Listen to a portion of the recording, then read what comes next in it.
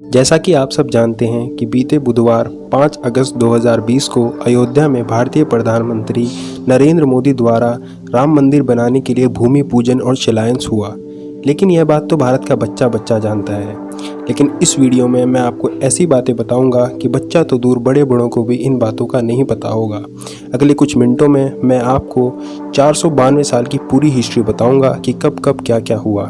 इस वीडियो के एंड में बहुत ही ज़्यादा ज़रूरी सच्चाई बताई गई है जिसका हर हिंदुस्तानी को पता होना लाजमी है। इस वीडियो को एंड तक पूरा ज़रूर देखें। तो यह है आपका अपना चैनल द ट्रुथ स्पीटर।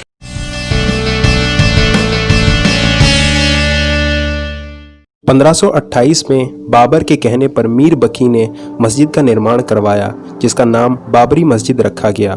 16वीं से 18वीं सदी तक कोई भी ऐसा रिकॉर्ड नहीं मिलता जिससे यह पता चलता हो कि 16वीं से 18वीं सदी के बीच किसी ने भी वहां पर किसी मंदिर को गिराकर मस्जिद बनाने की बात की हो, और ना ही ऐसा कोई हिस्टोरिकल रिकॉर्ड मिलता है जिसमें यह क्लेम किया गया हो कि वह जगह राम जन्मभूमि थी। 1855 में सुन्नी मुसलमानों और बैराइयों के बीच झगड़े हुए जिसमें सुन्नी मुसलमानों ने हनुमानगढ़ी, जो कि अयोध्या में एक मंदिर है, उस पर दावा किया कि यह मंदिर मस्जिद को गिरा करके बनाया गया है। उस वक्त के नवाब वाजिद अली शाह ने हिंदुओं का पक्ष लिया और शांति कायम की। 1859 में ब्रिटिशर्स ने विवादित साइट पर फेंस लगा दी जिसमें मुसलमान मस्जिद के अंदर वाले हिस्से में नमाज वगैरह पढ़ सकते थे, जबकि हिंदुओं को बाहर के कोर्ट में धार्मिक कार्य करने की अनुमति थी।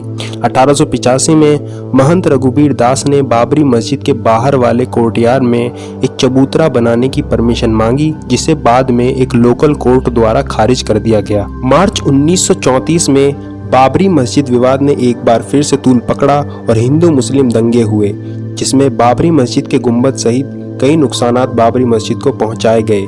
हालांकि उस वक्त की सरकार ने तुरंत ही मस्जिद में हुए तमाम नुकसानात को ठीक करा दिया।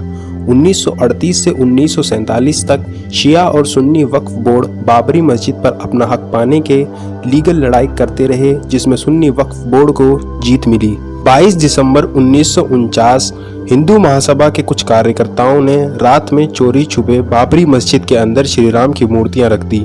उसके बाद मस्जिद पर ताला डाल दिया गया।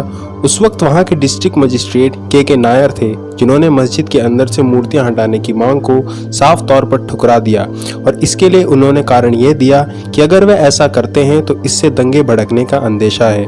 मजेदार बात यह है कि के नायर ने बाद में जनसंघ ज्वाइन कर लिया और MP भी चुने गए। आपको बता दें कि जनसंघ बाद में चलकर 1980 में BJP बनी। 26 दिसंबर 1949 को प्राइम मिनिस्टर नेहरू ने गोविंद बल्लभ पंत को टेलीग्राम भेजा जिसमें उन्होंने अयोध्या में बढ़ते विवाद पर चिंता व्यक्त की। 1950 में हाशिम अंसारी ने फैजाबाद कोर्ट में याचिका दायर की जिसमें उन्होंने मस्जिद की गेट्स खोलने और नमाज पढ़ने की अनुमति मांगी। गोपाल सिंह वेशार्द और महंत परमहंस रामचंद्र दास ने भी फैजाबाद कोर्ट में याचिका दाखिल की जिसमें उन्होंने अष्टांग जन्मभूमि में रखी मूर्तियों को पूजने की अनुमति मांगी।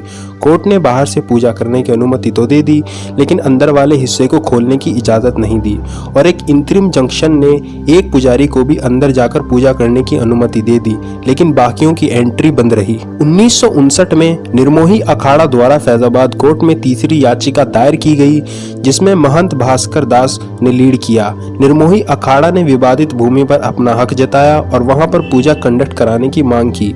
1961 में यूपी सुन्नी सेंट्रल वक्फ बोर्ड ने फैजाबाद कोर्ट में चौथी याचिका दाखिल की जिसमें उन्होंने मुसलमानों को नमाज पढ़ने की अनुमति मांगी। 1964 में माधव सदाशिव गोवलकर और शिवराम शंकर आपटे ने विश्व हिंदू परिषद का गठन किया।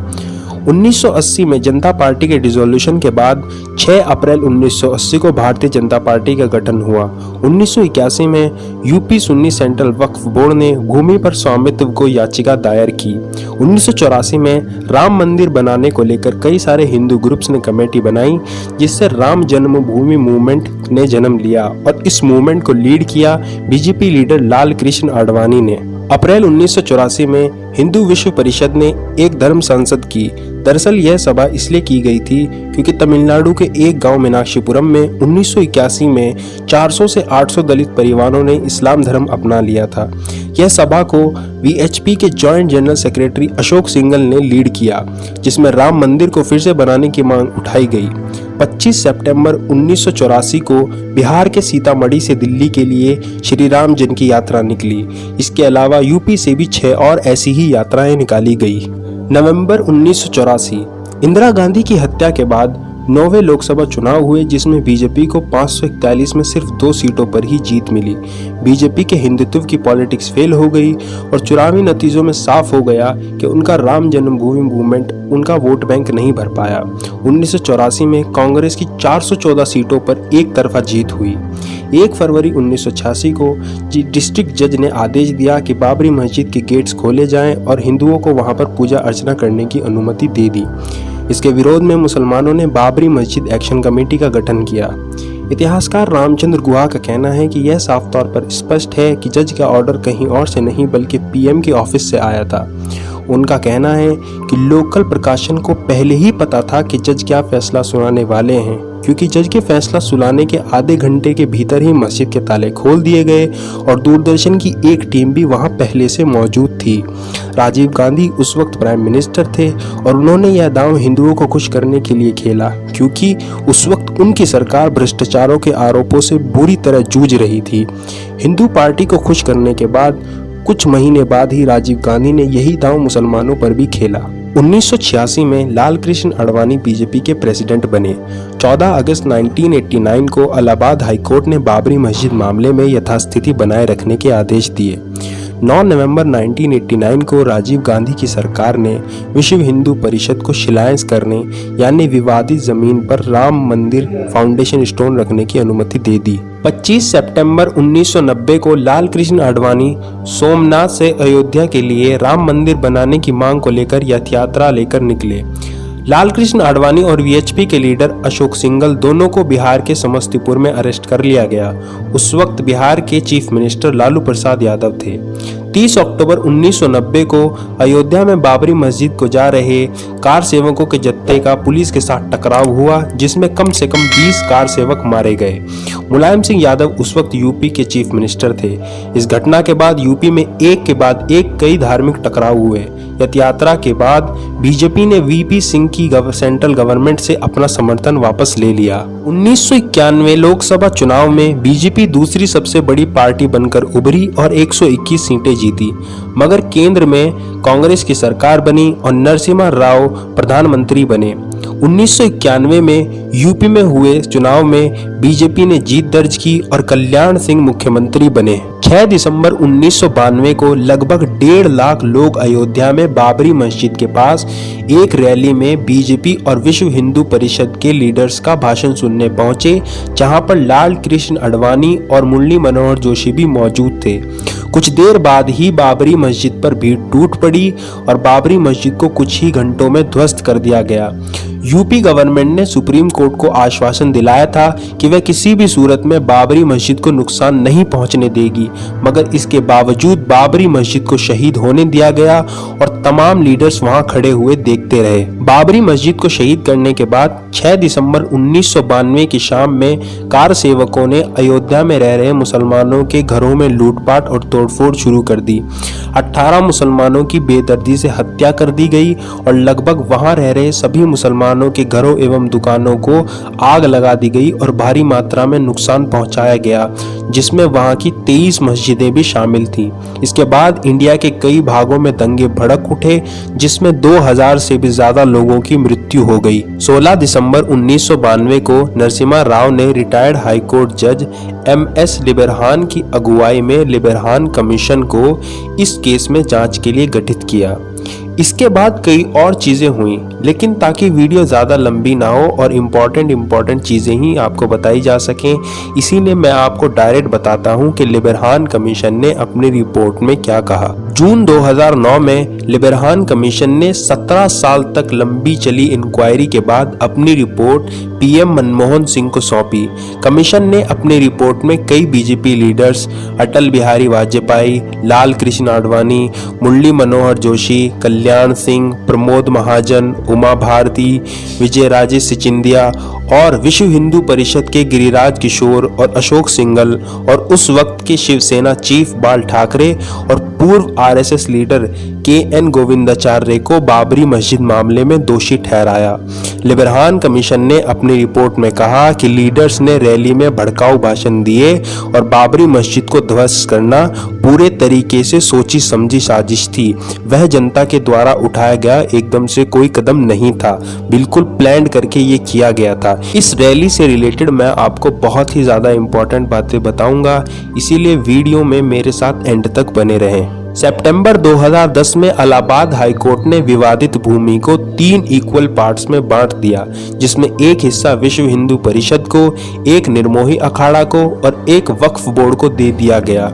मई 2011 में सुप्रीम कोर्ट ने हिंदू और मुस्लिम साइड से अपील किए जाने के बाद हाई कोर्ट के फैसले पर स्टे लगा दिया।